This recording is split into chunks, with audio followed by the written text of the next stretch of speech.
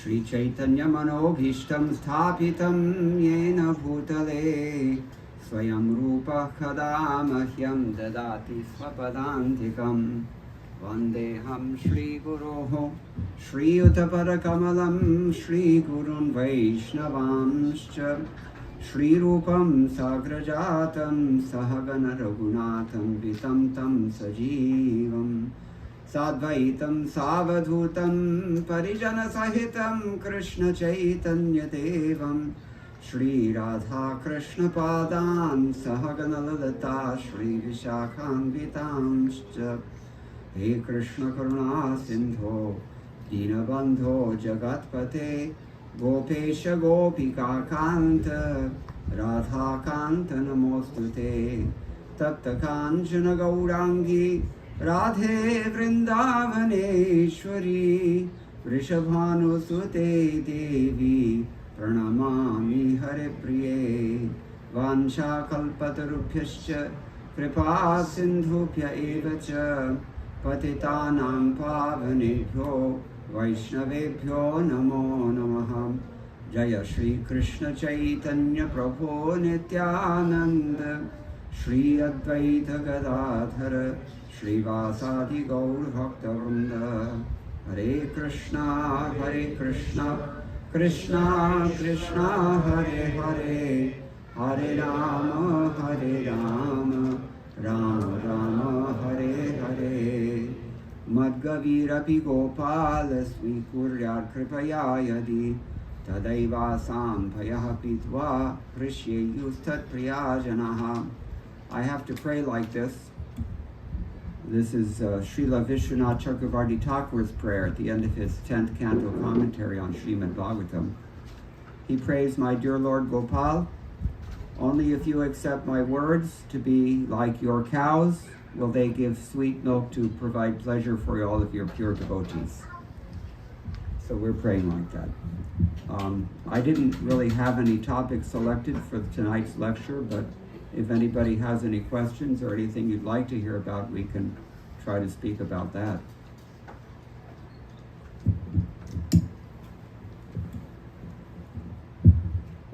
Oh? Yes. Hare Krishna, Prabhu. Hare Krishna. So, any advice for parents Krishna. for bringing up children? Yeah. Well, I would like to say I have some advice, but anyway, what to say? It's anxiety. And judging from your son's age or daughter's age? Yeah. You're probably not getting too much sleep at night either, right? Well, you know, we all have to learn. In order to chant Hare Krishna properly, Chaitanya Mahaprabhu has given us this instruction. We have to learn how to be more tolerant than a tree, more humble than a blade of grass, ready to offer all respect and attention to others, not expect any honor in return. This is what we have to learn in life. And the whole Varnashram system is so designed such that you kind of have to learn these things, otherwise it drives you crazy. So children are a big part of that. Yeah, let's all turn ours off. I will begin by example. Yad yad acharati shreshtas tattari vetaro janaha. Because they do create disturbances. To accept a spouse, it kind of forces you to become humble. Have you noticed? And to have children also does the same thing. You have to tolerate. You have to give and give and give.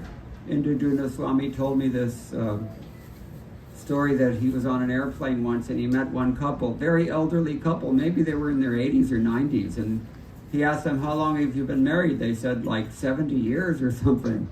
So he said, what's the secret? Without missing a beat, both of them said exactly the same thing at exactly the same time in unison. What do they say?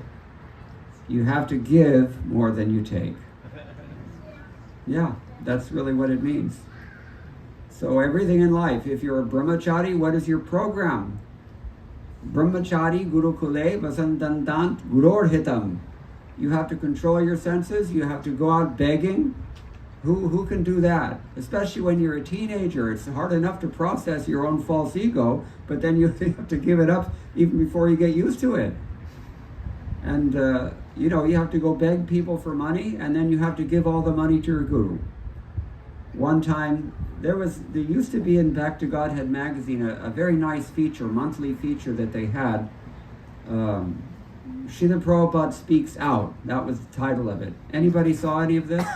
Really, only the old timers know this. Maybe Mataji knows, but so yeah, Prabhupada liked that also because they usually in those days BTG editors were pretty young, and so they picked out the strongest quote that they could find, just to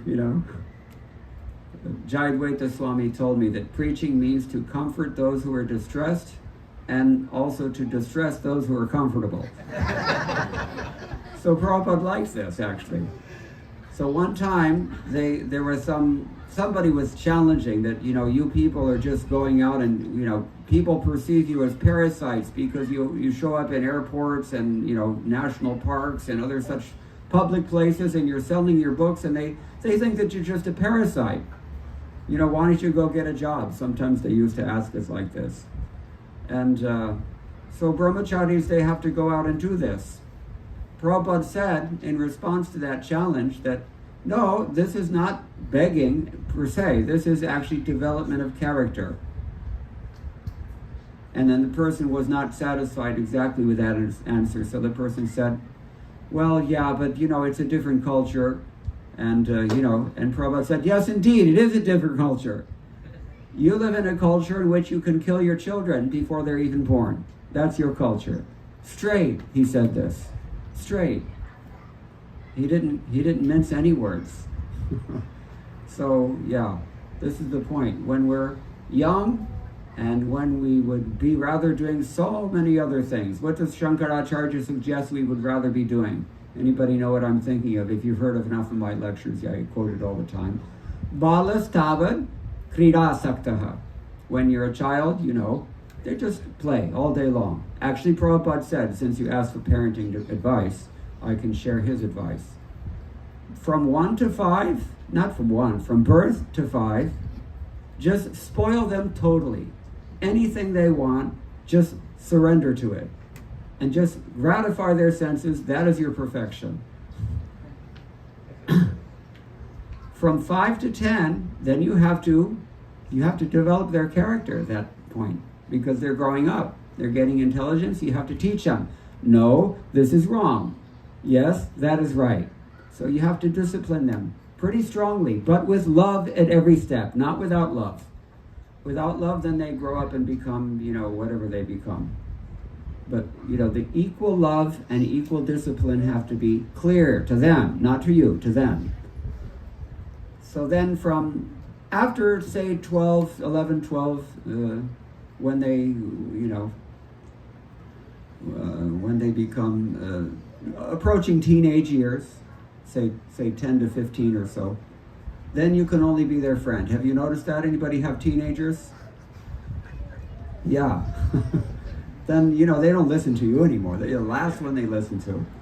Kind of like, a husband, he has to learn the same lessons in a different way, right? Husband, whatever's wrong, is there anything wrong? No, everything's fine. Then there's something wrong. But you can't find out directly because she won't tell you, right? Instead, you have to hear it last and from her friends. So in the same way, the kids, they're not going to listen to you when they're teenagers, because who's the guru then? No, you're no longer the guru at that point. You become the police at that point. And then who's the guru? The elder kids that they look up to. And that's why a parent's duty for teenage parents, their duty is to supply their children with good association however they can. Even from behind the scenes, choop choppy, they don't even have to know you're doing it. But somehow or other arrange a situation in which the children have better association, and then they can advance nicely even though they don't listen to you. Because admit it, you didn't listen to your parents all the time either, correct? So this is life in Kali Yuga especially. So, balas tavat krida sakta. When you're just a young child, You just want to play. That's the only attachment, is to play. Tarunastavat? Kya? Taruni sakta. Tarunastavat, taruni sakta. This is called adolescence or early youth. Become attracted by the thing develops in all of us. We feel it. And then vridhastavat. What happens by the time you're old? You've gone through the whole thing. You've amassed your assets. You're ready to retire. You're all set. Then what do you attach to at that point? Chinta saktaha. Chinta, anxiety.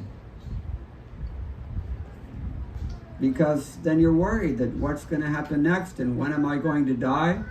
And we all know it's going to happen, right? And all the health issues, oh my God, can I tell you about health issues? And you've been through, so many things, and so you know what's happening a little bit. But pare brahmani kopi na sakta, he says. But at no point, we've gone through childhood, youth, old age, but at no point do we ever turn our attention to the absolute truth. We don't think about that. Who is that absolute truth? What is that absolute truth?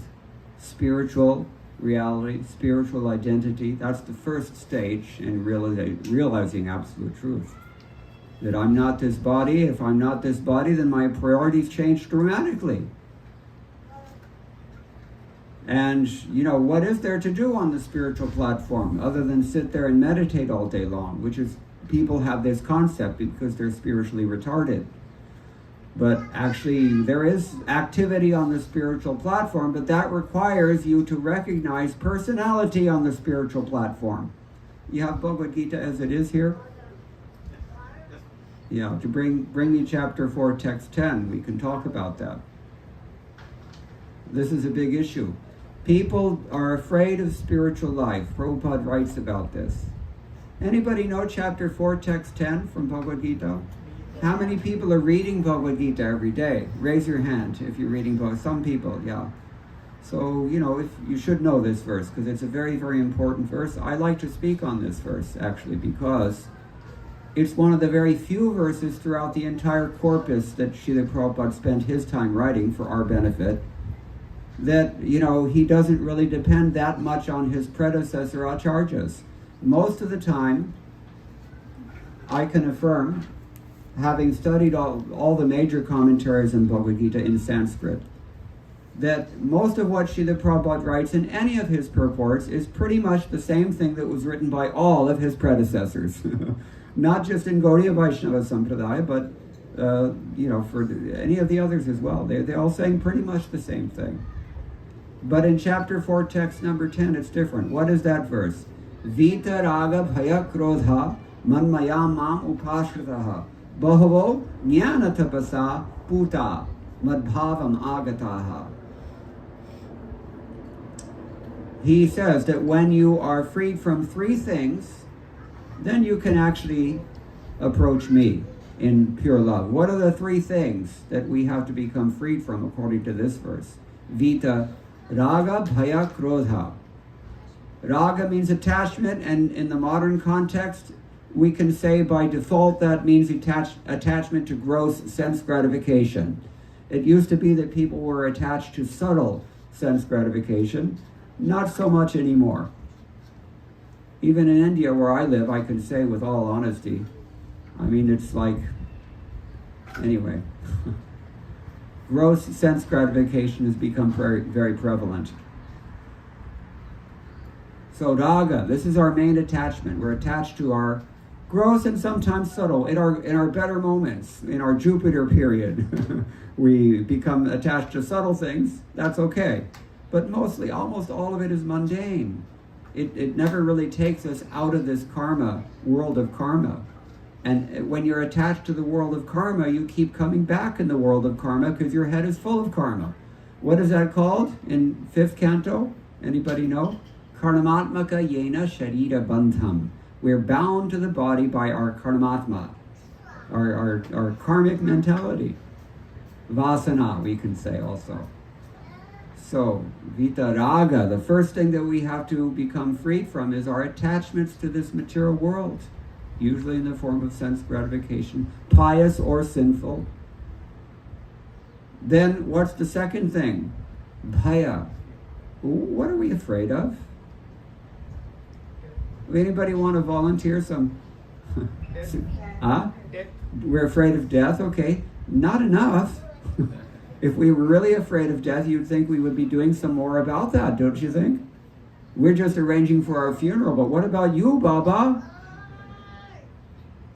We quoted this the other day. Dhanani bhumau pashavashta goshte. Your money stays in the bank, your car stays in the garage.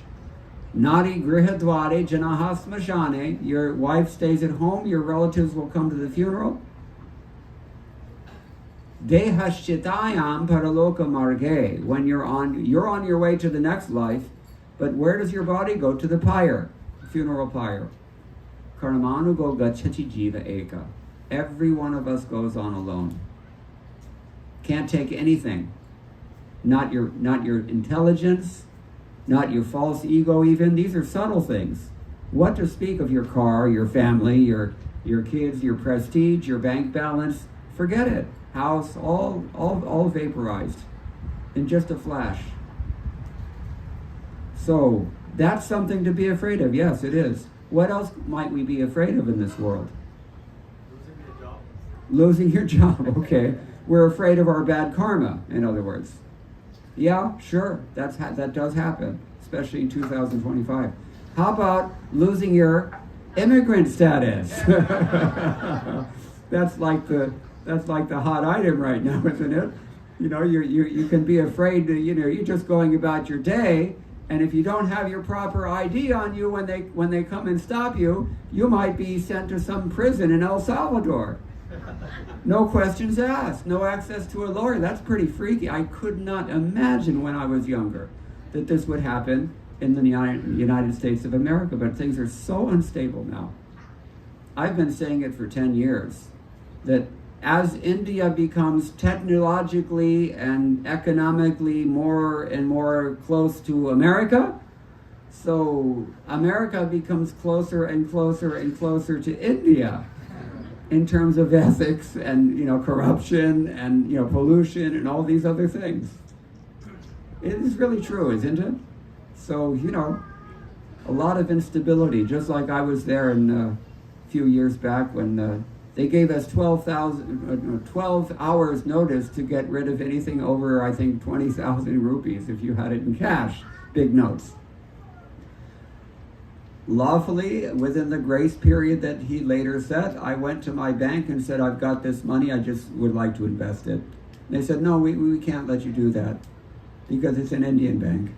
And I said, well, why is that?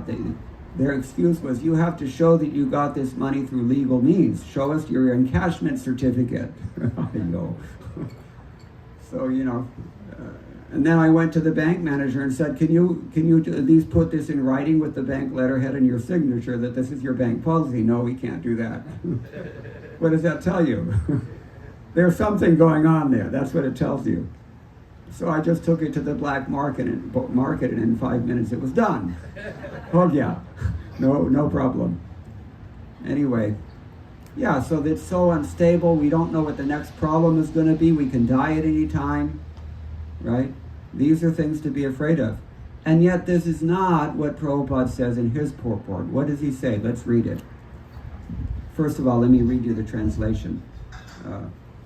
Vitaraga bhaya krodha manmaya mamupashrataha bahovo jnanatapasa puta madbhavam agataha. That means being freed from attachment, fear, and anger. Being fully absorbed in me and taking refuge in me, many persons in the past became purified by knowledge of me, and thus they all attained transcendental love for me. Now Prabhupada has given a very long and really powerful purport, which I suggest that you all read in your own time, because as I said earlier, it's completely original material. This purport was written by Srila Prabhupada in the 20th century because it could only have been written by Srila Prabhupada, and it could only have been written in the 20th century, and it could only have been written for us, which it was. That's why, he had to like step outside of the box in order to write this. Let me read. He says, as described above, it's very difficult for a person who is too materially attached or affected to understand the personal nature of the supreme absolute truth. Generally, people who are attached to the bodily conception of life are so absorbed in materialism that it's almost impossible for them to understand how the Supreme can be a person. Such materialists cannot even imagine that there is a transcendental body which is imperishable, full of knowledge, and eternally blissful. In the materialistic concept, the body is perishable, full of ignorance, and completely miserable. Therefore, people in general keep this same bodily idea in mind when they are informed of the personal form of the Lord.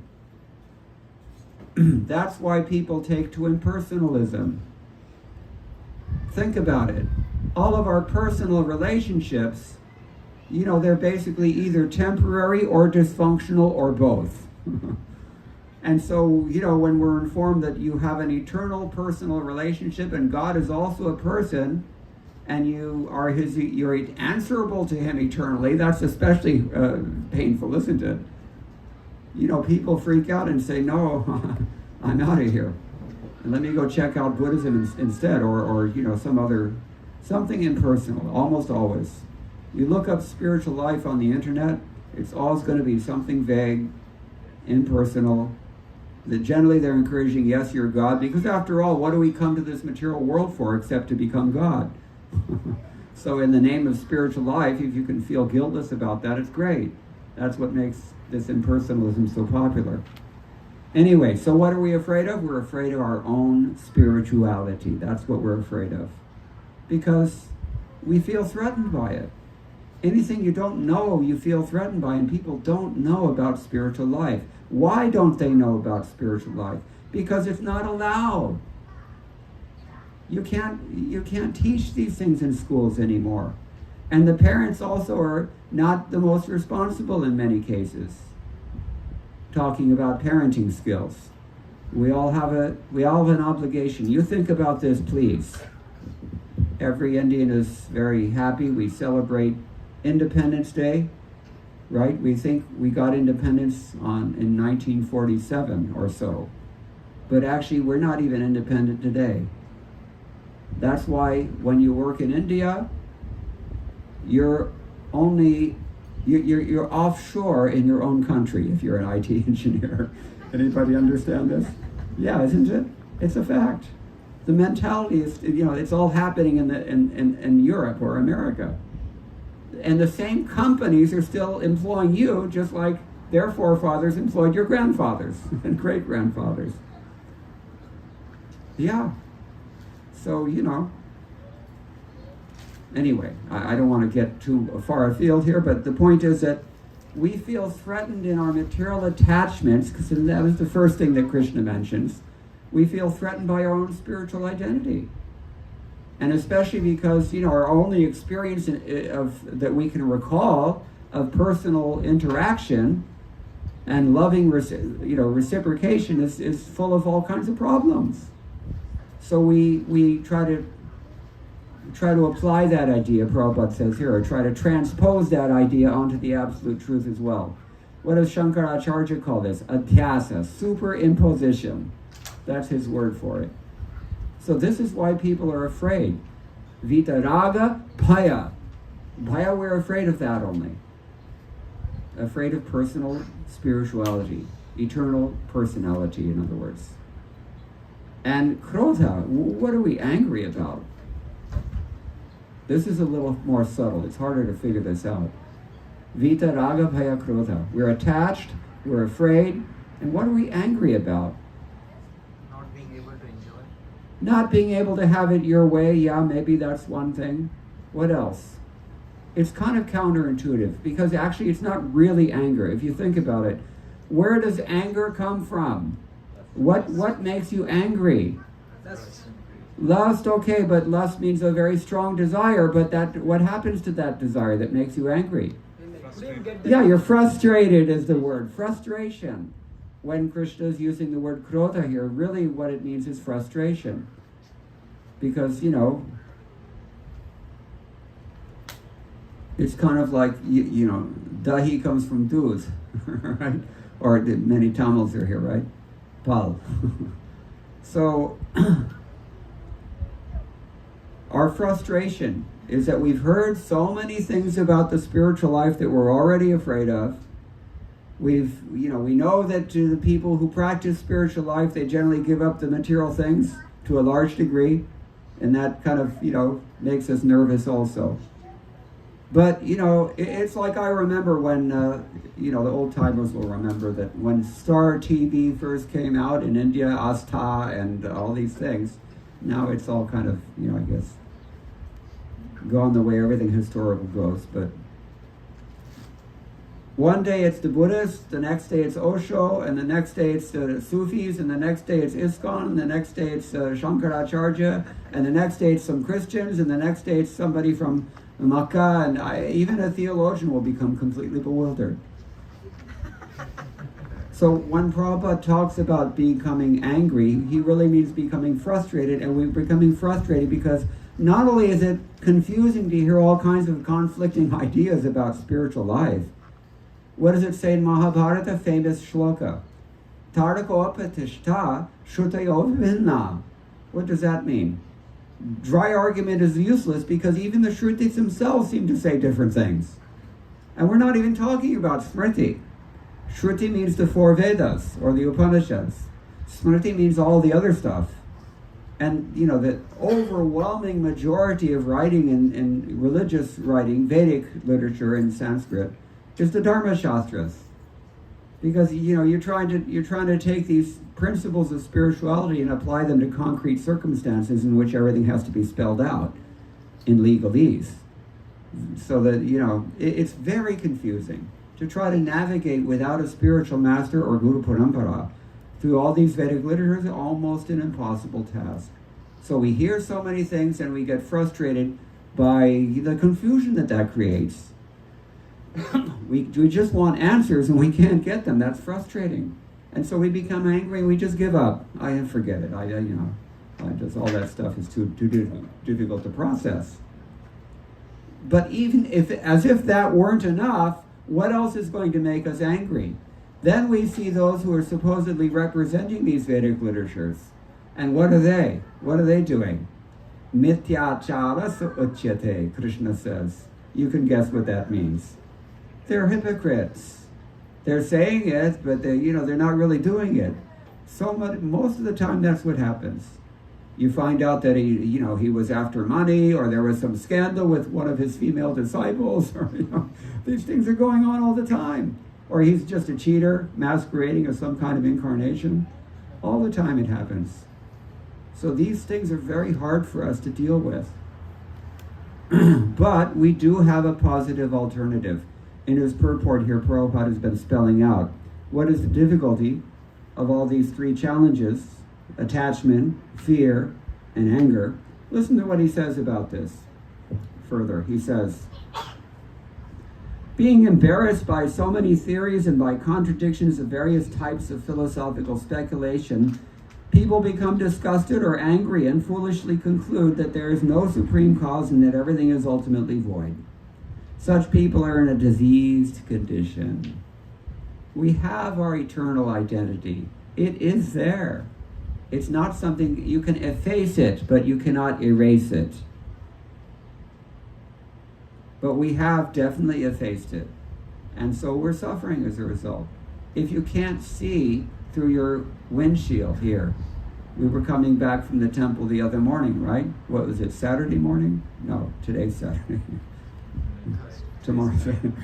Yeah, I've been in so many cities and so many programs back to back, multiple programs in a day for several weeks now. I don't even know what city I am in. I don't know what day it is. What verse I'm speaking from. Anyway, yeah, we were coming back. Yeah, a few days ago. Put it that way. You all know, you're Houstonians. When it rained. So it's hard to see anything. Maybe here you're used to it, but So that's frustrating. And then he says, people who are in this condition. He says sometimes they take shelter of intoxication and accept that hallucination as spiritual visions. Sometimes this goes on, you see them, ganja sadhus. So this is our disease. People are too material attached and do not give attention to spiritual life. That's raga. Some of them want to merge into the supreme spiritual cause. That's bhaya, because they're afraid of personality. They just want to merge, nirvana. And some of them disbelieve in everything, being angry at all sorts of spiritual speculation out of hopelessness. That sounds a lot like frustration, doesn't it? Krodha. So this is what Prabhupada says when he says we're in a diseased condition. But we have a positive alternative, and Srila Prabhupada has very kindly presented that to us in the second paragraph of his commentary on this verse. What does he say? To get free from these three stages of the material concept of life, one has to take complete shelter of the Lord, guided by the bona fide spiritual master, and follow the disciplines and regulative principles of devotional life. The last stage of devotional life is called bhava, transcendental love of Godhead. Then he spells out, how does this actually transpire? Yeah, sure, we would all like to be in love with God. How do you do it practically? So then he tells us. And how does he tell us? He refers to the standard authority. In this case, Sri Rupa Goswami, who wrote a Smriti that is honored all over at least North India, Bhakti Rasamrit Sindhu.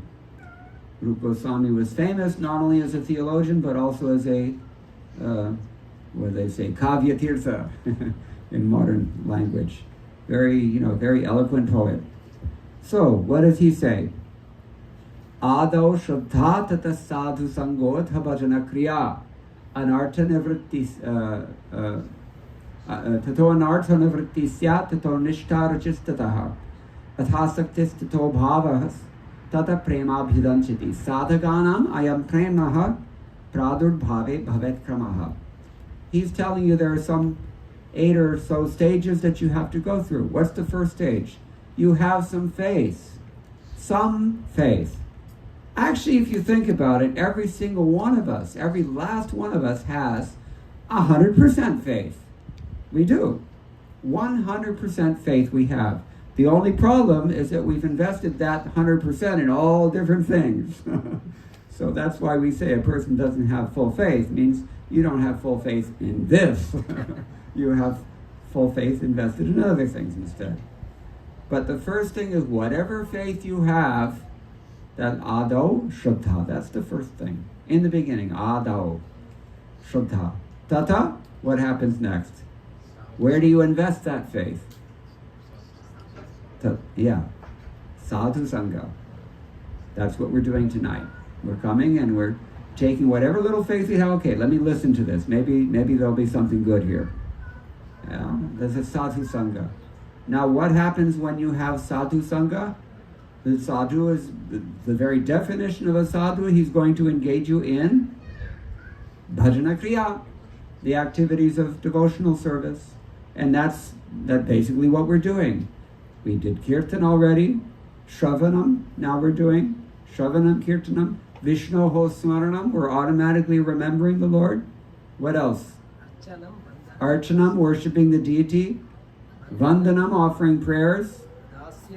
Dasyam, becoming servants. Sakhyam, if we're even more intimate, we become friends with the Lord. And Atmanivedanam, giving everything to the Lord.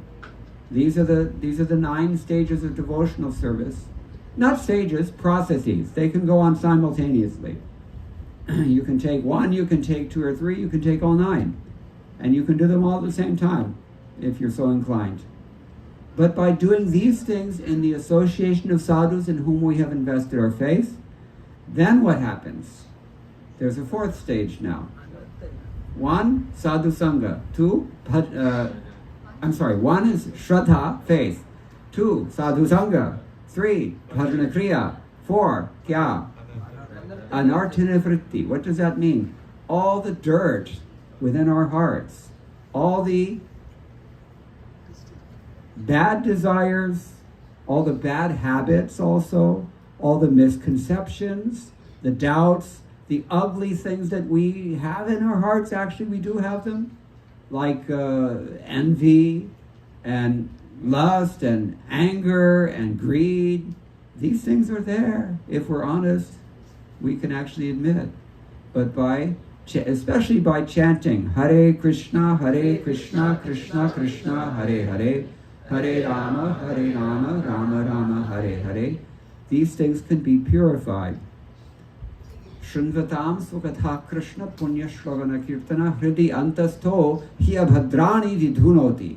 Surkhatsatam. If we are honest. Honesty is the key. You can't make much advancement if you're not honest. You have to be honest. With yourself, first and foremost.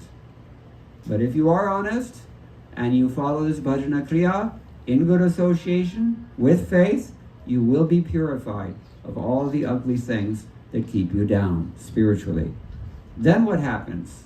After anartha nivritti, what does he say next? Nishtha. We become fixed in this devotion. Why do we become fixed? What's next? After nishtha?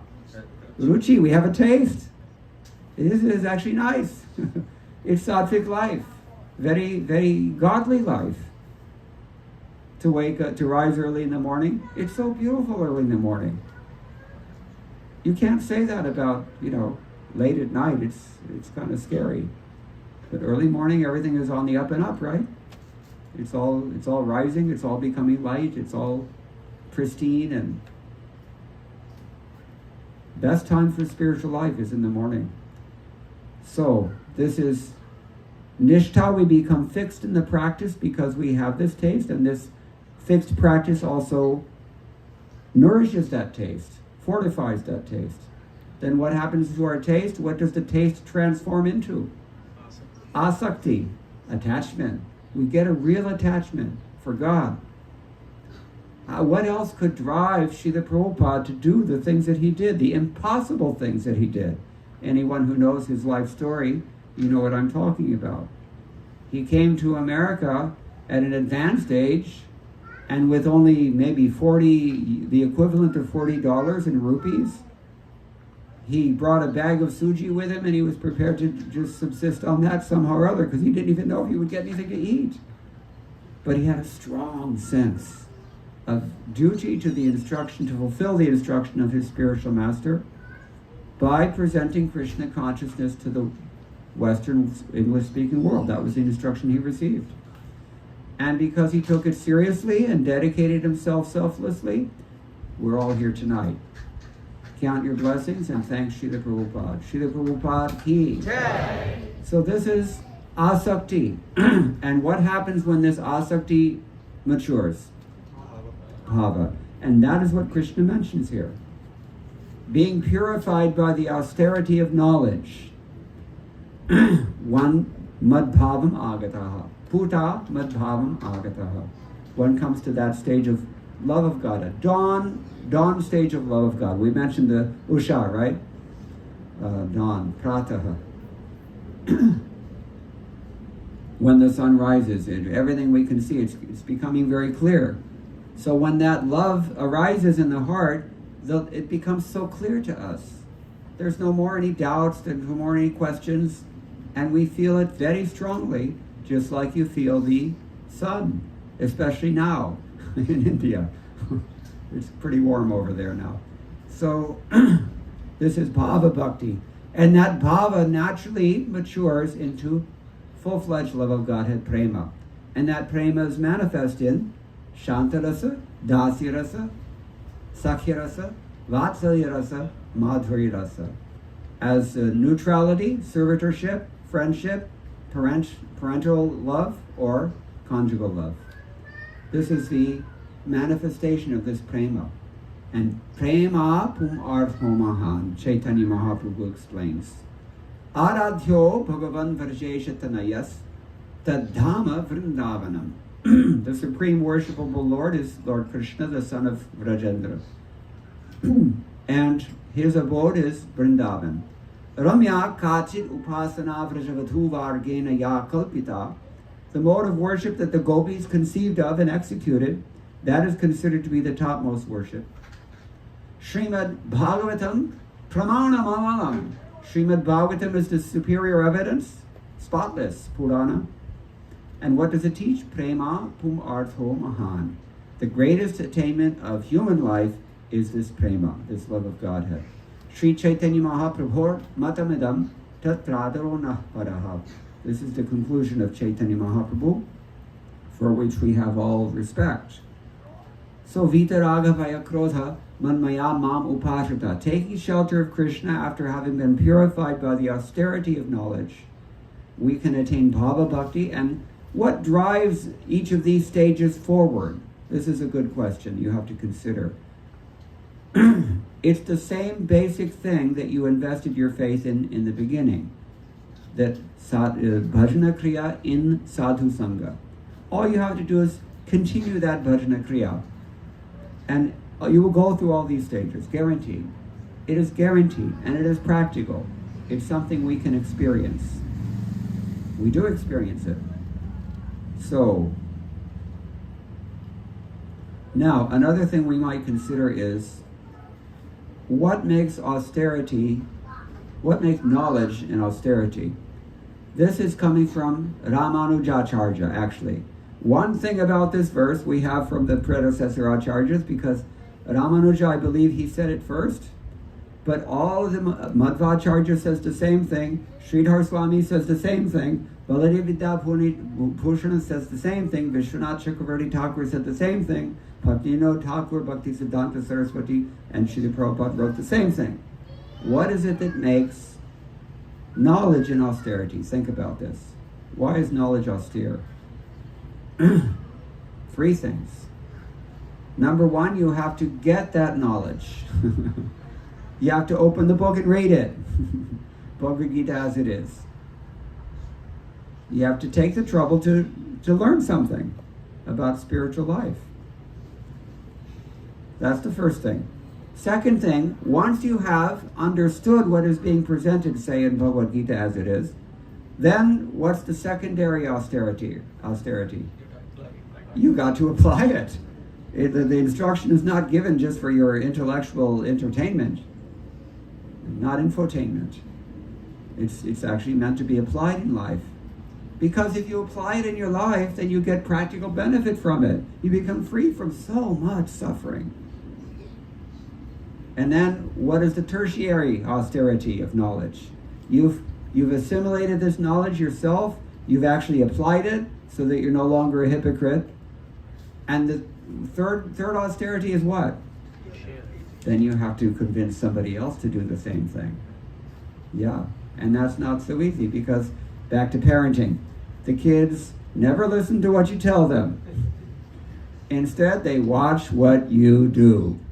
Therefore, the austerity, the tertiary austerity of knowledge, which is to share Krishna consciousness with others, is not necessarily didactic, and certainly not just pedagogical. Rather, you have to show by your example that this is Krishna consciousness. And how do you do that? You just be happy. And how do you do that? You cannot fake it, my friends. They'll figure it out. Just as keenly as children understand that you don't really want to do yourself what you're telling them to do, right? Parents know this. So, this is the tertiary austerity of knowledge. You have to open the book and read it. Don't just leave it as it is on the shelf. Shrink wrapped and everything. I've seen it many times. You go to a program and say, yes, we have Bhagavad-gita.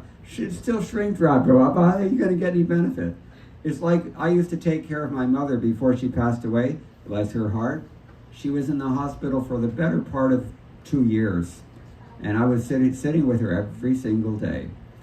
And the nurses, they were all, in case you haven't, well, no, they were in Texas now. Sorry, I was just in California. I was going to say that you may have noticed, in Southern California in particular, all of the nurses are Filipinas. I don't know if it, okay, so he's, Dr. Saab says everywhere. So, yeah. And they come and they tell my mother that, no, you cannot look at that medicine, you have to take it. So this is the same lesson for us. The first austerity knowledge, open the book, please. Do yourself a favor. At least show some gratitude for Srila Prabhupada, who spent how many countless hours while we all slept, only for our benefit and for our children's benefit, if nothing else. Because we've already talked about this. If you neglect this thing for one generation, what happens to it? Vaporized. It is gayab ho gaya. And, it takes one generation to destroy thousands and thousands of years of cumulative wisdom and culture and, all the great things that humanity really offers one. Do your kids a favor at least. But you cannot do them that favor until you do it to yourself. Janma sarthak kari koraparupakar, Chaitanya Mahaprabhu's famous instruction. What is the whole couplet? Who can tell me? Bharata bhumite e hoilo Munusha janma jar janma sarthak kari koraparupakar. Anybody Bengali here, you understand? Anybody born in Bharata Bhumi, he says, and you've taken human birth, presumably, janma sarthak kari, make your life successful, yourself, your own life. Physician, heal thyself, as we say. Then you can actually think about koraparupakar, doing something for others. Indians are the natural spiritual ambassadors of the world. And I think I don't need to remind you that India owns the future of this world. It's obvious. America has been superpower. China will not make it up, I don't think so, because they don't have the pious assets necessary to rise like that. So, India has a birthright, you can say, to share this wisdom, especially those who are born in Brahminical families. It is your natural birthright. I should not be the one having to sit here and tell you this. So, this is the thing.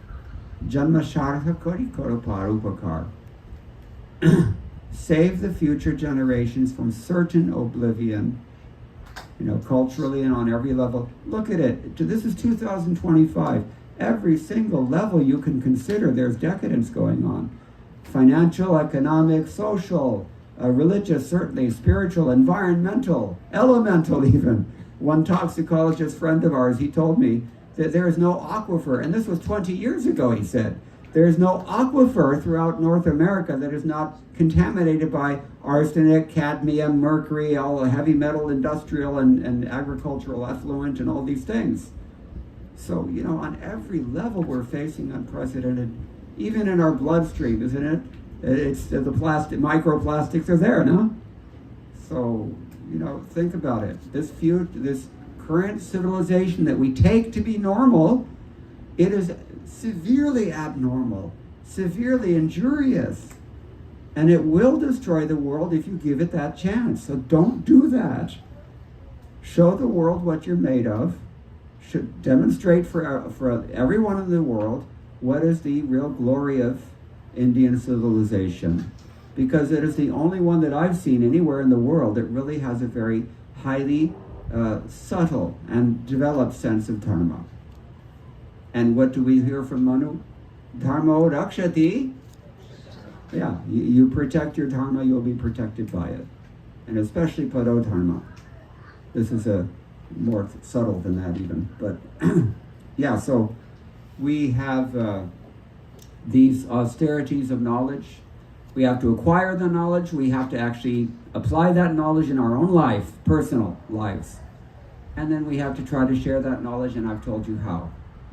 So please take this up, and the best way to begin this path is very simple.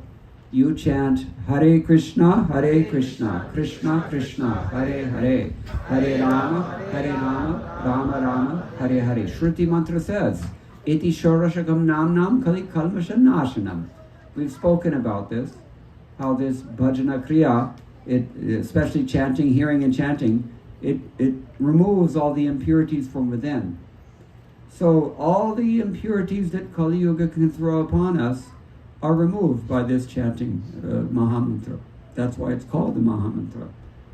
So you will not find anything more effective anywhere in Vedic literature than this process, and I've seen it personally. Srila Prabhupada saw it personally.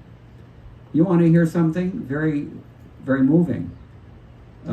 about Srila Prabhupada's 1975 tour of the world. This was told to me by his personal servant, Shrutakirti Prabhu, whom happens to be my neighbor in Vrindavan, where I live.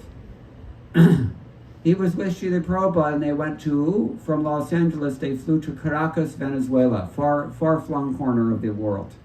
Raise your hand if you've ever been to Caracas, Venezuela. I don't think so. Nowadays it's not a popular tourist destination. So, when Srila Prabhupada went there, he went into his temple. His temple means the Caracas outpost of the International Society for Krishna Consciousness. And he saw the deity of Chaitanya Mahaprabhu and Nityananda Prabhu, just like we have in our temple here.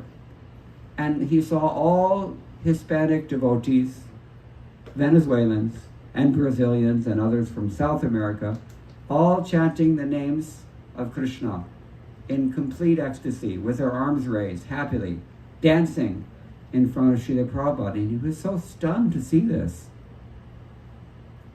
And he was meditating on the mercy of Chaitanya Mahaprabhu, such that when he sat down to give the lecture, he started to talk about how the mercy of Chaitanya Mahaprabhu is spread all over the world. He could only have considered his own good fortune at being the conduit of that mercy, isn't it? So just think about it. The personal emotions that he felt. How strong were they? Shrutakirti told me that when Prabhupada was speaking like this, suddenly tears of water shot forth from his eyes. They didn't fall down his cheeks. They shot out like from a pichakari, like from a syringe. And Shrutakirti said, I was 3-4 feet away from Prabhupada and I got wet from his tears. Who cries like that about anything in this world? Nobody. Prabhupada was stunned in ecstasy like this. And he was exhibiting all the symptoms that are described in books like Bhaktivedanta Swami, which we're quoting from, which Prabhupada is quoted from. It's not over yet. Then after Prabhupada just told them, everybody became stunned and the kirtan stopped and they don't know what to do. They never saw Prabhupada was like this before. After some time, Prabhupada came to external consciousness and he said, just chant Hare Krishna. Then they flew to America. They landed in Florida. No, it was maybe Florida, maybe Atlanta, but at any rate, they came to Atlanta, Georgia. Anybody here in the IT sector? Yeah, must be. We mentioned this the other night. IT, what does it stand for? International Telugu.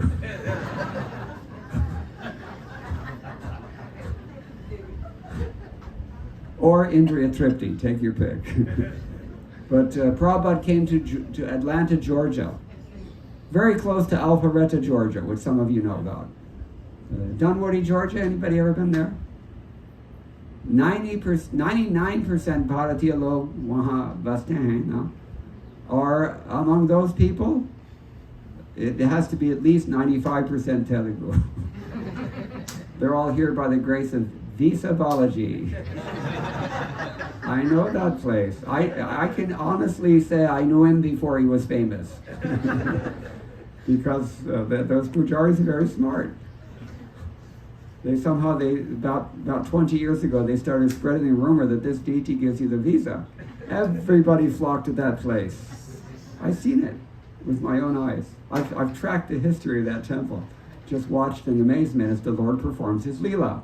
And indeed, he is sending them over here, and they're coming, and when they get here, similarly, I've lost count of the number of NRIs who have told me that had we stayed in India, we never would have become Krishna conscious. Yes. So anyway, Chilaguru has a great claim to fame there, and that the Lord is performing his Kali Yuga pastimes. After all, that's what Venkatesh is for, right? He's the Lord of the Kali Yuga. So it says, I think it's Skanda Purana. So, anyway, Prabhupada saw his own, manifestation of Chaitanya Mahaprabhu's Leela also. When they came to Atlanta, Georgia, Prabhupada said, okay, here it's the same thing going on. Everybody dancing in ecstasy, chanting the holy names, full blast. Hare Krishna Mahamantra in front of Chaitanya Mahaprabhu. And when Prabhupada sat down to give a short address, as he always did, he started to sing this song from Lochan Das Thakur, Bengali kirtan. Parama Karuna Pahun Dvijana, Nitai Gaur Chandra. The supremely merciful two lords, Nitai and Gaura Chandra. Shab Avatar, Shar Shiromani, Kebala Ananda Kanda. Means they, of all the avatars, they're the most merciful, and their process is simply joyful. And Vishayacharya, Shairashi Majia, Mukhe Bolo Hari Hari. If you just give up sense gratification and fill your mouth with the holy name, then you will Pashupaki Jure Pakhana Vidare. Shuni Jar Gunagatha. If you do this, if you chant like this, all the stone heart, even a stone will melt. Even our stone-like cold hearts will also melt. And we will become ecstatic. Now Prabhupada saw these people who were formerly doing all kinds of things, they're all dancing in ecstasy. This time they're not Venezuelans, this time they're Americans. And Prabhupada is again stunned to see this. So he sat down to explain this song. He said, Parama Karuna, Pahundvijana, Nitai Gaurachandra. And he said, this Nitai Gaurachandra, they're so merciful. And he couldn't really continue to speak. He said, they're so merciful. And he just started crying at that point. And again, everybody was stunned to see this. Because Prabhupada, not only was he witnessing the pastime of Chaitanya Mahaprabhu spreading all over the world, just like it was predicted in his own scriptures 500 years before, but he also must have come to realize that he was the agent, transcendentally accredited agent of this manifestation. This is why Krishna says in the Puranas that Aradhananam sarvesham Vishnur aradhanam param. Out of all worship that someone might do, the worship of Vishnu is supreme. Parantu. What is the second half? Tasmat paratanam devi tadiyanam samarshanam. But even better than worshipping Vishnu is worshipping his devotee. Sadhavo hridayam mahyam. He said, the saints are in my heart because I am in their hearts. I saw Shyam Sundar. You all know Shyam Sundar local. He was wearing a t-shirt today. What did it say? It said, even if you have no place in your heart for Krishna, Krishna has a place in his heart for you. So this is why we worship the devotees. And Srila Prabhupada was just stunned in ecstasy to see this Leela transpiring in front of his very eyes. So he could not check the symptoms. How can you? This love of Godhead is so intense. And the same thing happened. Like hose, just spraying water from his eyes only. Had we not seen these things, we would have thought this is mythology from the Bengali mythology. You know? Had we not seen that Prabhupada was up every night, he used to rise around midnight. He would go to bed 9 or 10 and wake up at midnight and translate for the rest of the night until he took his morning walk around 6, 7 a.m. He did this. For us, he did this. That's why I said, show some gratitude for his sacrifice. Open these books, read these books, and then that will bring you to the secondary austerity of knowledge. Apply these books to your own life. You will benefit from it. People around you will benefit. They will notice. And then share it with others. And then you join this Leela which is going on worldwide at the present moment. Time and time again throughout his purports, Srila Prabhupada mentions this. That, you know, we're practically seeing this in the ISKCON society, right? So many times. Recently we had a meeting with these, with the Gajapati of Orissa, Maharaj Divya Singh, and so many of his court pundits. And, you know, we were quoting these things. And, you know, because I don't know how much of they've read Prabhupada's books or not, but, you know, it seemed to us that maybe they were not really aware of so many things. And miraculous things. that have happened because the Lord has a particular desire. And so Chili Guru Balaji is sending you all over here to America, and then when you get to America, you meet somebody who hands you a book and says, Hare Krishna! Chant and be happy! And then your life changes. And then, I've even seen that they go back to India. This is a true story, which I'll tell you from the archives of Mukunda Datta Dasa. I used to live in Seattle, Washington. That's where I went to graduate school. In the heyday of Microsoft Corporation, Redmond, Washington. We used to have so many satsanga programs just like this one. And so many devotees come out of that. Anybody goes to Sadhu Sangha retreat, now it's used to be in Dallas, now it's in Florida this time. So the person who's organized all that, he's one of those persons that I was preaching to in Seattle. And anyway, so another one came from Tiruchendur. Anybody here familiar with Tiruchendur? Famous place for Murugan, second most popular Murugan temple. So this Prabhu, he was working in Pakar Corporation, and one of our ISKCON congregational members, one Sharmaji, he used to share his lunch hour with this person because they're both Hindus, and you have to take shelter, right?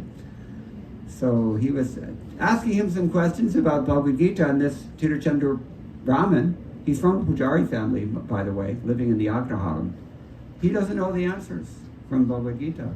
And then Sharma just looks at him and said, you're South Indian Brahmin, you don't even know what is Bhagavad-gita? And it's just like shot him through the heart like a spear. You can imagine how it must have felt. In Braj Bhasha mein, Mirabai ne kaha ki, mere pan ne kas gaya, Satguru Marya tir. So this is what it was like. And so what did he do? He just went home, he frantically looked through the yellow pages. You can imagine what time of nobody uses yellow pages anymore, do they? Do they have yellow pages? I don't think so. So, he was just looking for any temple he could find. The first thing he pointed out was ISKCON. Okay, I don't know what it is, but I'll go. So he came into the temple. Who did he see in the temple singing bhajans behind a harmonium? Me. He was shocked. There's an American guy singing bhajans like this. Then he stayed for the class because he was determined. He came to the temple only to get this Bhagavad-gita that he knew nothing about, because his Sharmaji had chastised him so heavily. So he stayed for the class. He went to the Odyssey, everything. So he took his Bhagavad-gita home, and how did he read it? He didn't leave it on the shelf as it is. He read the entire Bhagavad-gita cover to cover in one sitting. All night he stayed up. And, eventually, he was really, because the samskars are there, right? He's from a priestly family. It has to be in there. You know what Prabhupada said about Indians? You just have to scratch and Krishna comes out eventually. So this is what he did. And eventually he became a devotee. He took initiation into ISKCON. It became time for him to go home. For, how many hundreds of thousands of generations everybody was wearing the Tiryak Pundra, right? Now he's going back wearing the Urdhva Pundra. He doesn't know what to think. And then he comes and all the mamas are looking at him like, with grave, They doesn't know if are they pleased, are they displeased? And nobody's giving him any indication, poker face. So, he's sweating bullets. And finally, he talks to all of them and they're just nodding their heads and listening and taking it all in. So then finally he met with Tata. And then he talked to Tata. And Tata's just listening also, straight face, no flat affect. He doesn't know. He still doesn't know. What are they really thinking about me? So then Tata just goes like, as if you do in India, right? Here we do this, right? In India we do this. So he took him into his own private place where he does his own bhajan. And of course, Skanda's there, Shivalinga, everybody's there. But there's a little throne in front. And who's sitting on top of the throne? Balgopal. Akunchitam janukaram shavamam yasyakshitau dakshina hastapatme alokayantam navanita khandam balam mukundam marasasmarami. So this is the idea. Balam bhaje krishnam upanatangam. It's another reading. This is Bilva Mangala Thakur's poem. Perfect description of this form that he saw. And then he could understand, okay, I'm good. So, then eventually after he just stayed for a few years in Microsoft, and he eventually moved back to Tiruchendur, and now he's preaching there full time. He gave up his work. He's happy with a simple life because it's in his blood, right? Brahmin. And he's preaching full time in all Tirunelveli district, Tuticorin district, so many places he's preaching there. And, his preaching gathered some fruit within the last 10 years that he's been there. And there's at least a dozen villages that have their own satellite Namahatta programs going on. And it's spreading like wildfire, just as fast as Christianity and Islam are spreading in Kerala. If anybody's from Kerala, you know about this. My God. It seems every 20 feet there's a shiny white new church there. And even in Tamil Nadu. No, Tamil Nadu would be the Kodi Madam is in front, right with the cross on top, and Down south, yes. Yeah, but it's worse in Kerala, of course. But no, Krishna consciousness is spreading like anything, but it's only because this personality had it within him, to recognize his duty and to take it seriously. This is what Chaitanya Mahaprabhu said, Jari dekhe tare kaha Krishna upadesh, amar agyai guru haya tare edesh. Means, you tell everybody you meet about Krishna. In this way, at least, you become a spiritual master and deliver your countrymen. He took it seriously. He went back there. There are now, scores, hundreds of people chanting Hare Krishna where there were none before, because this person took it seriously. Imagine, and Prabhupada, we know what he did. We're all sitting here because of his effort, but imagine if everyone in this room tonight takes this seriously. Just consider. Even in Sri Lanka, I stayed 5 days, I could see the buses of ISKCON devotees coming. Yeah, no, everywhere. ISKCON is just booming like anything in India. It's off the charts. I don't think they keep track. Delhi alone has 20 temples, ISKCON temples, not centers. Full-fledged temples built from scratch with Radha Krishna deities. Big projects. What is that place in Mumbai? They just opened a new one, right? Karagard, yeah. Like that. 20 of them Gopal Krishna Maharaj created, among many other things that he did. So, I think they can't even keep track of how much it's going on in India. Firbi, the population is so much that still we feel like we're not really making a dent compared to what could be there.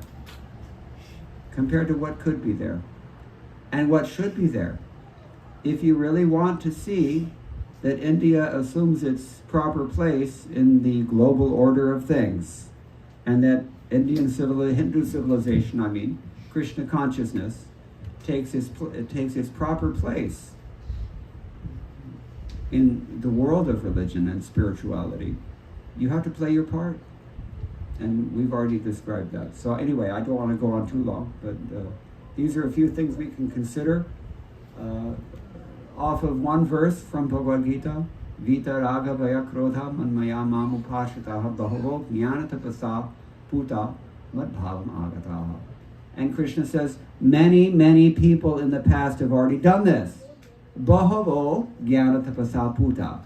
Many people became purified like this. Should it stop in 2025? So do the needful. Yatechasita Thakuru. This is Krishna's. Like a good parent, you are asking. Parents don't force their kids. I've seen it. Like, I hate to say it, really staunch Iyengar families. In the north we have Pushti Margiyas, also similar. They push their kids too much, and what do when they first get to America? They head straight for Las Vegas and break every single rule. I've seen it. Yes. Or, if they're a little more fortunate, they won't break every rule in Las Vegas, but at least they won't miss Niagara Falls. So, this is the thing that you all have to take it seriously, because it is your birthright, not mine. I'm just doing it on an emergency basis. You have to consider where the world is going and what your part in the world is, and do what you can before the big door slams shut and there are no more choices. Because death can happen at any moment. You know, we've also seen that. Puta. Many people have done this. That means you can also do it. All right. Any questions or any comments? Otherwise, I think we can adjourn for the night. Thank you. It was really wonderful. Hare Krishna. Thanks, Srila Prabhupada. He did all the heavy lifting. I'm just trying to, you know, all of us.